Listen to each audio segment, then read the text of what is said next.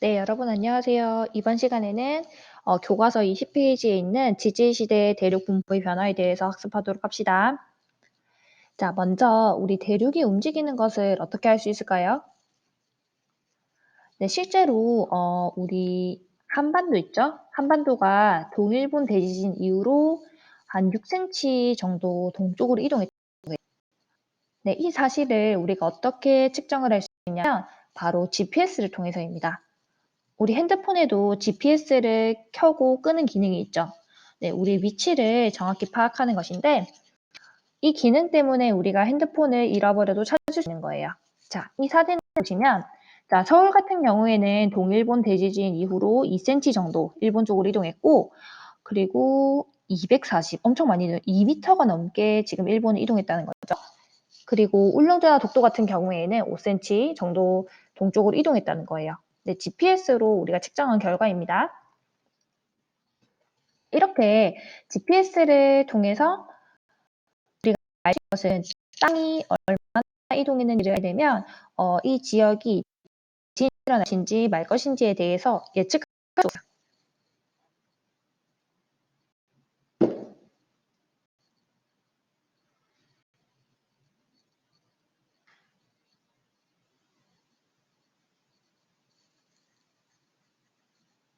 네, 이게 지금 GPS 장치 넣는 거예요.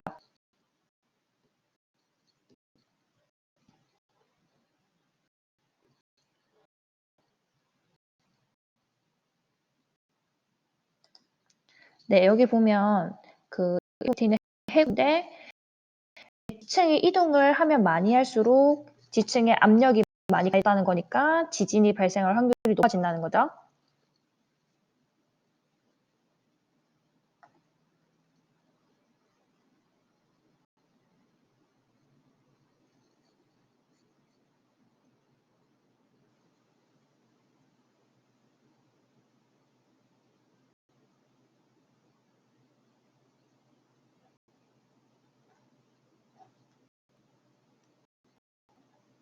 네, 그래서 우리 GPS를 통한 이 대륙의 이동을 통해서 지진을 예측하는 기술도 지금 일본에서 개발 중이에요. 자, 그러면 현재 지금 대륙이 이동하는 모습은 GPS를 통해서 우리가 알 수 있었는데 과거 대륙이 어떻게 움직였는지는 어떻게 알 수 있을까요? 네, 맞아요. 우리 지난 시간에 배웠던 해양적 확장사에서 했던 것처럼 고지자기를 통해서 알 수 있어요. 고지자기가 뭐였어요? 네, 암석에 포함되어 있는 과거 자기장의 방향이죠. 맞죠? 과거 자기장에 대한 기록이 암석 속에 남아 있는 것인데, 자, 이 고지자기가 어떻게 변화했는지 한번 봅시다. 자, 먼저 나침반의 자침은 자성을 띠는 물질로 만들기 때문에 나침반 자침의 N극은 항상 어느 방향을 가리킨다? 네, 맞아요. 북극 방향을 가리키는데 이는 지구가 하나의 거대한 뭐이며 자석이며 지구 주변으로 자기장이 형성되어 있기 때문이다. 자, 여기 있는 이 영상은 선생님이 학교에 있는 나침반으로 찍은 것인데 자, 여기 보면 이 빨간 색깔 이게 바로 북극을 가리키는 거예요. 자, 지금 이 북극을 가리치는 이 자침이 가리치는 방향으로 가면 북극을 향할 수 있다는 거죠. 자, 근데 여기서 잘 보면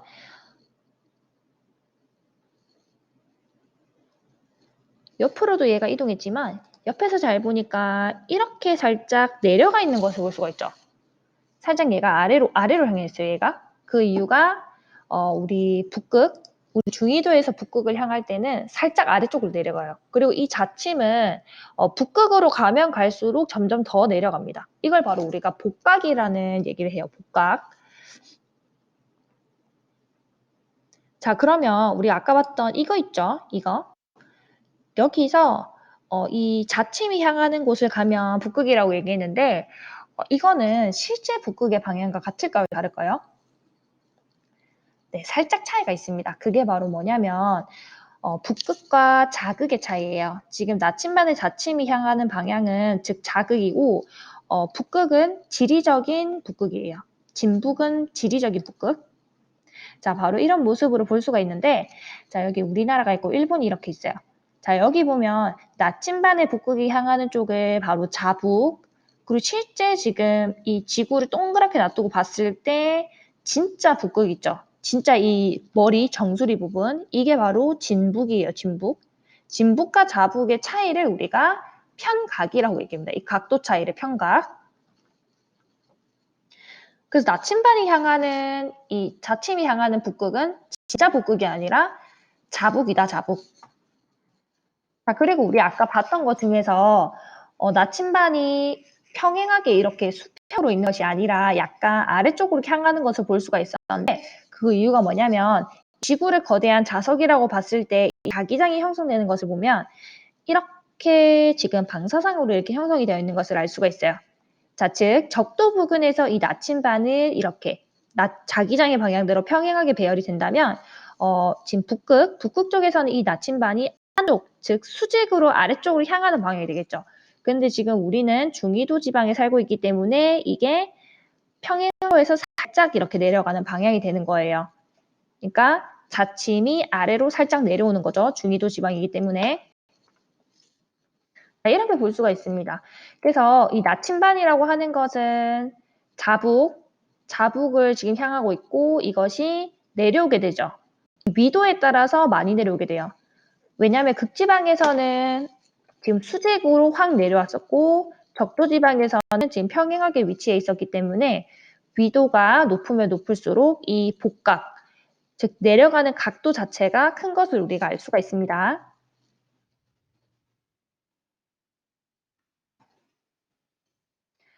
자, 우리가 복각이랑 평각에 대한 얘기를 왜 했냐면 이 복각과 평각 자료를 측정을 하면 우리 과거 대륙이 어떻게 이동했는지를 알 수 있기 때문이에요. 자, 그 과정을 자세히 보면 자, 첫 번째, 자, 암석이 생성될 때 자성을 띠는 광물들, 즉 철이나 마그네슘을 많이 함유하고 있는 광물들이죠. 이것들은 당시 지구 자기장 방향대로 자화된다, 즉 자석화된다는 거죠. 얘가 바로 고지작이에요. 고지작이. 자, 그래서 이 암석의 나이와 복각을 측정하면 암석이 생성될 당시의 위도를 알 수가 있다. 자, 아까 복각이라는 거는 기울어진 정도를 얘기한다고 했는데 이 복각이 크면 클수록 위도가 크다고 얘기했죠. 그러니까 고위도라고 얘기했죠. 그래서 복각을 어떻게 측정하는지 한번 보면은 첫 번째 복각을 이용하여 알아낸 인도 대륙의 이동이에요. 자, 우리가 지금 지도를 볼 때 인도가 어디 부근에 있었죠? 네, 맞아요. 지금 유라시아 대륙 옆에 붙어 있었어요. 그리고 이 사이에 지금 있는 것이 바로 히말라야 산맥이라고 우리 배웠었죠. 근데 이 인도는 사실 옛날에 남반구에 있었어요. 남반구. 이걸 우리가 어떻게 할 수 있냐면 인도 대륙에 있는 땅을 한참 밑으로 파는 거예요. 파다 보면 과거에 있는 대륙이 나오겠죠. 과거에 있었던 암석을 보니까 이 암석의 나이는 한 7억 정도인가요? 네, 7억 정도인데 지금 얘가 복각이 마이너스 49도라는 거예요. 아까 선생님이 보여주신 나침반에서 이 자침 있죠? 자침이 아래로 내려가는 게 아니라 오히려 올라가는 방향인 거예요. 자, 그래서 이 올라가는 방향이었다는 거는 옛날에 얘가 북반구가 아니라 남반구에 있었다는 것을 알 수 있겠죠? 남반구였고 대략적인 위치는 남이 18도 정도였어요. 지금 이 위치에 있는 거죠. 7,100만 년? 네, 7,100만 년 전에. 자, 이렇게 있었고, 자, 그리고 얘가, 이 5,500만 년 전, 이때 보니까 지금 조금 올라왔죠. 이때 복각을 측정해 보니까 마이너스 21도였어요. 자, 그리고 3,800만 년 전을 보니까 얘가 이제 적도에서부터 위로 올라오는 것을 알 수가 있죠. 자, 그래서 복각이 마이너스였다가 이제 플러스가 됐어요. 6도 정도로. 이때 지금 5,500에서 3,800 사이에 복각이 마이너스에서 플러스로 바뀌었기 때문에 적도를 이동했다는 것을 알 수가 있죠. 적도를 거쳐서 이동했다는 것을 알 수가 있죠. 자, 그리고 1,000만 년 정도 전이 되니까 지금 대략적인 위치가 30, 북위 30도 정도가 되었고 현재는 지금 북위 33도 정도가 되는 거예요. 자, 그래서 우리가 이 자료에서 알 수 있는 게 뭐예요? 지금 인도 대륙은 예전에 남반구에 위치했다가 점차 북상하게 되어서 현재 위도 36도, 36도 아니 33도, 미안합니다. 33도 부근에 위치하는 것을 알 수가 있어요. 자, 그리고 우리가 하나 더 알 수 있는 것이, 자, 복각이라는 것은 남반구에서는 음수로 측정이 되고 북반구에서는 뭐다? 네, 플러스 양수로 측정이 된다는 것도 여러분들 기억하면 좋겠죠? 실제로 인도가 예전에는, 지금은 대륙으로 붙어 있지만 예전에는 바다가 있었기 때문에 히말라야 산맥 중턱을 가면 암모나이트 같은 조개 화석들이 실제로 발견돼요. 그리고 히말라야 핑크솔트 치약이 요새 유행이잖아요. 그것도 소금이 발견되는 것도 과거에 이 지역이 바닷물이 가둬져 있었기 때문에 소금이 발견될 수 있는 거겠죠.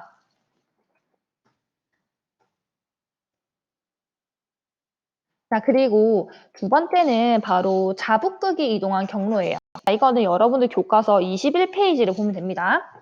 자, 어떤 말이냐면 자북이 뭐였어요? 나침반이 향하는 북극이라고 얘기했죠. 즉, 과거 암석에 있던 그 금속 성분들은 전부 다 이 자북을 향해서 위치해 있어요. 자북을 향해서. 그럼 우리가 이 금속 성분들을 측정을 하면은 자북이 어디였는지를 관측할 수 있겠죠. 자, 이거는 지금 까만 색깔 이 선은 북아메리카, 이게 지금 북아메리카인데 북아메리카 지역에서 측정한 이 자북이에요. 이거는 1억 년 전에 측정한 자북, 2억, 3억, 4억, 5억 년 전에 측정한 자북, 이 북아메리카에서. 얘는 유럽 지역에서 마찬가지로 동일한 1억 년 전, 2억 년 전, 3억 년 전에 관측한 자북극의 자료예요. 지금 이 두 개가 같아요, 달라요? 네, 다른 것을 알 수가 있죠. 이게 무슨 말이냐면 자북극은 하나예요. 자북은 하나인데 지금 두 대륙에서 관측한 자북의 자료가 다르다는 것은, 예전에 이 북아메리카가 대륙을 이동하게 되면 이게 일치하게 돼요. 즉 북아메리카 대륙이 이동했음을 알 수가 있는 거죠. 이걸 비유를 하자면 우리 동네에 맥도날드가 있잖아요. 근데 여러분들이 이제 고등학교 졸업하고 나서 이 맥도날드가 어디였었는지를 같이 얘기하는 상황이에요. 대원이랑 동빈이가 있는데 대원이가 설명한 맥도날드의 위치예요. 아, 거기 맥도날드 우리 집에서 오른쪽으로 몇 발 가니까 뭐 있더라. 대원이가 추정했던 이 맥도날드의 위치는 여기였어요. 근데 동빈이는 여기 막 아래쪽으로 한참 내려가야 이 맥도날드 있던데, 이러면서 이쪽을 지금 맥도날드의 위치라고 추정을 했던 거예요. 당연히 이 용언에서 맥도날드는 하나밖에 없을 텐데 지금 두 친구가 얘기하는 맥도날드의 위치가 다르죠. 그래서 계속 얘기를 하다 보니까 이 대원이랑 동빈이가 하나의 사실을 알게 된 거예요. 이 동빈이가 현재는 이 현대 아파트에 살고 있지만 과거에는 훨씬 더 먼 데에 살았는데 이걸 잊고 있었던 거죠. 그래서 과거 동빈이는 이 정도 위치의 아파트에 살고 있었으니까 훨씬 더 아래쪽으로 많이 내려왔다고 생각을 했던 거예요. 그래서 동빈이의 위치를 위쪽으로 올리게 되니까 어떻게 된 거예요? 동빈이의 위치를 북쪽으로 올리게 되면서 같이 맥도날드의 위치도 올라가게 되겠죠. 자, 그래서 대원이와 동빈이가 얘기했던 이 맥도날드가 동일한 위치에 있었다는 걸 알 수 있는 거예요. 우리 아까 봤던 자북극의 경우도 마찬가지인데, 자, 동빈이가 지금 과거에서 현재로 지금 이동했잖아요. 원래는 이 위치에 있다가 아래쪽으로 내려오게 되면서 같이 있던 맥도날드의 위치를 아래쪽으로 생각한 거예요. 자, 그러면 반대로 생각할 때 이 맥도날드의 위치를 하나로 맞추게 되면 이 과거 동빈이가 어디에 있었는지를 우리가 추측할 수가 있죠. 즉, 이 맥도날드의 위치를, 이 동빈이의 위치를 대원이 위에 맞추게 되면 과거 동빈이가 북쪽으로 한 10m 정도 위로 올라가게 되는 것을 알 수가 있어요. 과거 위치를 우리가 추정할 수 있는 거. 자, 즉 여기 보면 이 북아메리카 대륙이 있죠. 이 유럽에서 측정한 자북극이 있는데 이 두 개를 맞추는 거예요. 이 두 개의 위치를 이렇게 맞추다 보면 이 북아메리카 대륙이 이 시계 방향으로 이렇게 회전을 한 거죠. 이렇게 지금 이 빨간색이 북아메리카인데 이 북아메리카가 이렇게 왼쪽으로 이동하는 거잖아요. 왼쪽으로 이동하는 만큼 이 북아메리카 대륙을 옆으로 이렇게 왼쪽으로 이동을 시키면 예전에 이 대륙들이 있었던 게 이게 아구가 잘 맞아 떨어지는 거예요. 이렇게. 이거 두 개를 이 빨간색이 왼쪽으로 이동하면서 이 북아메리카 대륙도 같이 동일하게 이동을 시키는 거죠. 자, 그리고 물론 이 시기 때 지금 이 두 대륙이 해안선이 잘 일치하고 화석의 분포도 일치하고 지층의 구조도 연속적이겠죠. 자, 그래서 이 자북극이 두 개로 나뉘어졌다는 것은 있을 수 없는 일이잖아요. 그래서 이 자북극을 동일하게 했더니 과거의 대륙이 어떻게 있었는지를 우리가 알 수 있는 거예요.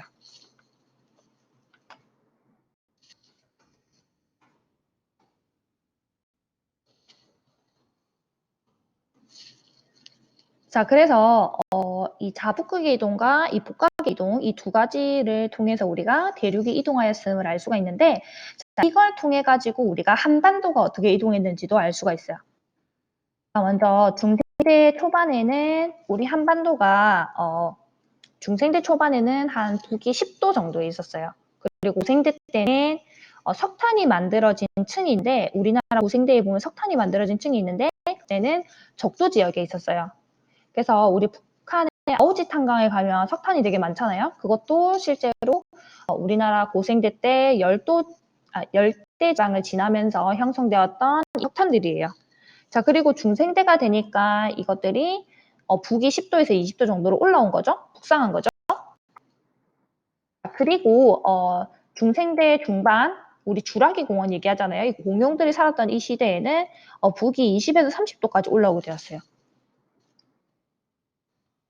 근데 여기서 잘 보면 지금 이게 바로 북한이고 이게 나중에 남한일 건데 북한이랑 남한은 떨어져 있었다는 것을 알 수 있어요. 자, 그리고 지금 중생대 말기에 가니까 이제 현재와 비슷한 모습이 되었는데 짠! 이거 보이죠? 이게 바로 한반도입니다. 이 한반도의 모습이 갖춰진 것이 바로 쥐라기 말이었어요. 그러니까 중생대 말기 정도라고 생각하면 되겠죠? 자, 이때까지만 봐도 한반도는 이 모습을 유지하고 있었는데 특이한 점이 동해가 없죠. 지금 이 일본이랑 우리나라랑 거의 붙어 있었음을 알 수가 있어요. 자, 그러다가 이제 신생대가 되면서 이 동해가 열리게 되면 화산 활동으로 인해서 열리게 되면서 이제 일본이 우리나라로부터 멀어지게 된 거. 자, 그래서 지금 이 모습을 보면 우리나라에 있는 남부 지역에 있는 이 지게 있죠. 이 암석이랑 이 일본에 있는 이 암석이랑 굉장히 유사해요. 여기 이 경기도 지방에 있는 암석이랑 이 일본에 있는 이 지역에 있는 암석이 굉장히 유사하고 그 이유가 바로 예전에 이게 한 대륙으로 붙어 있었는데 동해가 열리면서 떨어지게 되었다는 증거예요. 그래서 이 자료로부터 알 수 있는 사실은 첫 번째, 한반도는 고생대의 적도 부근에 위치했다. 적도 부근에 위치하게 되면서 열대 지방에 생성되는 이 열대 식물이 죽게 되면 석탄이 형성이 된 거죠. 자, 그리고 한반도는 서서히 북쪽으로 이동하면서 다양한 판자와 충돌을 일으켜 지각 변동이 발생했다. 자, 그리고 세 번째는 중생대의 한반도는 현재 모습을 갖추게 되고 쥐라기 말이 현재의 위치에 도달하게 되었다. 그 이후 4번이라고 하면 신생대에는 동해가 열리게 되면서 일본과 우리나라가 분리되었다. 이렇게 볼 수가 있겠죠. 이건 전부 다 암석 속에 포함되어 있는 복각 자료를 통해서 우리가 북상하여 있는 것을 알 수가 있고 평각 자료를 통해서 어떻게 이동하였는지를 알 수가 있는 거예요. 자, 그러면 이제 여러분들 교과서 22페이지로 넘어갑시다. 22페이지로 넘어가면 로디니아에서 판게아까지라는 내용이 나와 있죠. 자, 그럼 이 동영상을 한번 같이 보면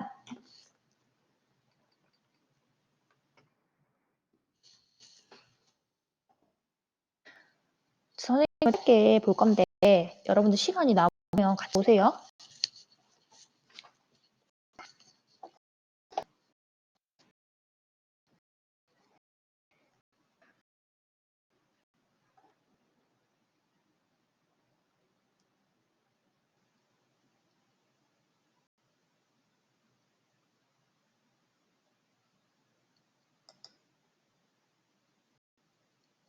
대륙이 막 이렇게 움직이는 거예요.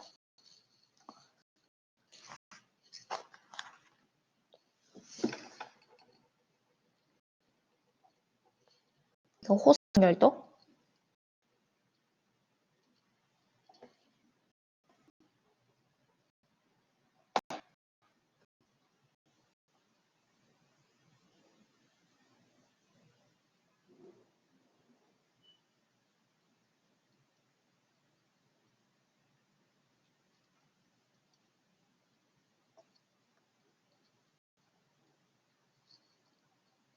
지금 대륙이 아까는 확 떨어져 있었는데 점점 하나로 붙는 것을 알 수가 있죠. 자, 여기 잠깐 보면 판게아라는 말이 나오는데, 자, 이게 바로 하나의 초대륙이란 뜻이에요. 펜이라는 게 바로 초, 그러니까 다 합쳐져 있는 거. 그 가이아가 바로 대륙이란 뜻이에요.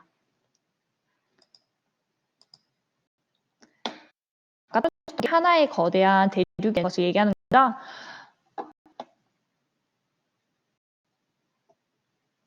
이렇게 거대한 대륙이 되었고,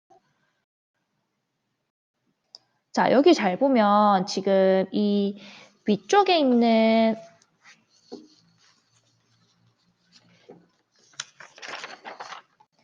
이 바다 있죠. 이 바다가 태초의 바다라는 뜻으로 테티스해라고 얘기해요. 테티스해. 그리고 이쪽에 있는 바다는 판탈라샤라는 바다예요. 판탈라샤는 나중에 태평양이 됩니다. 태평양. 자, 그리고 위쪽을 잘 보면 여기 있는 대륙은 유라시아 대륙이에요. 그래서 이게 로라시아, 이 전체를 로라시아라고 얘기하고, 아래쪽에 있는 것을 곤드와나 대륙이라고 얘기해요. 그러니까 현재 지금 대부분이 남반구를 이루고 있는 거. 자, 여기 있는 게 바로 남미예요. 남미, 남아메리카고 얘가 아프리카. 이게 남극이에요, 남극. 자, 얘네 두 개가 어떻게 벌어지는지 잘 보면 좋겠죠.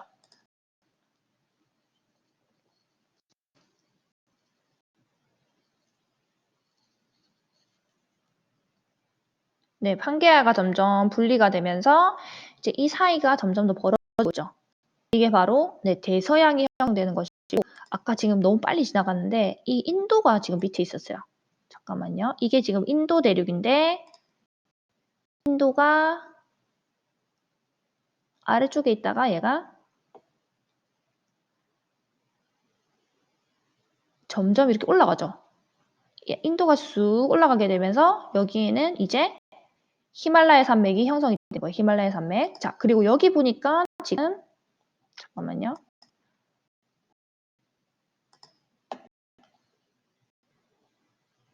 자, 여기 잘 보니까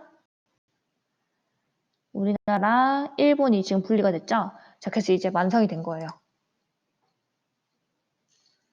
자, 그래서 이 모습을 여러분들 한번 정리를 해보면 지금 12억 년 전에는 로디니아라고 하는 초대륙이 있었어요. 그러니까 판게아가 최초의 초대륙이 아니고 12억 년 전에 로디니아라는 곳도 있었어요. 자, 그리고 2억 4천만 년 전이 되면서 이 판게아, 판텔라시아가 있었는데 이게 점점 형성이 되었다가 벌어지게 된 거죠. 분리를 시작하게 된 거고, 자, 그리고 약 1억 년 전부터 대서양이 형성됐어요. 남미랑 아프리카가 지금 분리된 거죠. 그리고 인도가 그 남반구에 있던 대륙들이랑 분리가 되어서 지금 유라시아 대륙에 붙게 되는 거. 자, 그래서 우리가 초대륙의 형성에서 주의해서 볼 것은 이 판게아 로디니아, 판게아 이전에 초대륙이 하나가 더 있었다는 거, 그 이전에 있었다는 것이랑 그리고 1억 년 전에 대서양이 형성되고 인도 분리됐다는 거, 이거 시기를 꼭 기억을 하세요. 자, 그러면 여러분들 이제 넘어가서 자, 25페이지 한번 보도록 합시다. 25페이지에 있는 내용은 바로 초대륙의 형성과 분리라는 내용이에요. 자, 우리 초대륙은 12억 년에 로디니아가 있었고 2억 4천만 년 전에 판게아도 있었죠. 이 초대륙들은 어떻게 분리가 되고 다시 형성이 되었냐면 자, 맨 처음 초대륙, 즉 판게아가 이렇게 있었어요. 판게아 사이에서 지금 멘틀 플룸이 상승하게 되면서 얘가 점점 대륙이 분리되기 시작한 거죠. 대륙이 분리되면서 열국대가 형성이 되고 열국대 형성되고 나서 이 틈이 점점 벌어지게 되면 그 사이에 빗물이 스며들게 되면서 바다가 생기게 되는 거예요. 이게 바로 현재 홍해와 같은 상태라고 생각하면 되겠죠. 그래서 해저가 점점 확장되는 상태이고 대륙이 분리되는 거는 지금 우리가 알고 있는 아프리카 열국대를 생각하면 돼요. 자, 이 홍해가 점점 확장이 되고 나면 대서양과 같은 존재가 된 거예요. 대서양. 대서양은 훨씬 더 넓잖아요. 근데 이 대서양이 형성되고 나서 이 끝으로 가게 시간이 점점 더 지나게 되면 이 가쪽에 있는 이 부분들이 그 온도가 너무 낮아지게 되면서 밀도가 높아지게 돼요. 즉 얘가 밀도가 충분히 높아지게 되면 아래쪽으로 쭉 가라앉게 되는 거죠. 이 해양판은 밀도가 높기 때문에. 그래서 즉 섭입대가 형성이 되는 거예요. 섭입대. 이 모습이 바로 현재의 태평양과 같은 모습이에요. 이 태평양과 같은 모습이고 점점 더 섭입이 일어나게 되면 이 해양판은 섭입이 되면서 점점 더 사라지게 되는 거예요. 왜냐면 지금 이 발산을 하는 속도, 지금 해양판이 형성되는 이 속도보다 얘가 섭입을 하면서 가라앉는 속도가 훨씬 더 빠르기 때문에 이 태평양은 실제로 점점 더 작아지고 있어요. 이 작아지게 되면서 이 해양 지각이, 즉 바다가 소멸되게 되면 옆에 있던 대륙들이 다시 충돌하게 되고, 대륙이 충돌하게 되면서 지금 아까 맨 처음에 봤던 이런 초대륙이 다시 완성이 되는 거예요. 자, 그래서 이 대륙들이 이렇게 그 순환, 즉 사이클이 도는 것을 한 3억과 5억 년을 주기라고 했어요. 이걸 맨 처음 발견한 사람이 바로 윌슨이라는 사람이었어요. 윌슨. 자, 그래서 여기서 중요한 거는 이 대륙들이 발산형 경계에 의해서 갈라지게 되고, 즉 형성이 돼서 되고 나서 이 수렴형 경계에서 대륙이 점점 소멸하게 된다는 거, 이거 정도 잘 기억하면 되겠죠? 그래서 이번 시간에는 우리 지질시대 동안 대륙이 사라지고 다시 생성이 되는 그 과정에 대해서 잘 봤습니다. 여러분들 수고하셨습니다.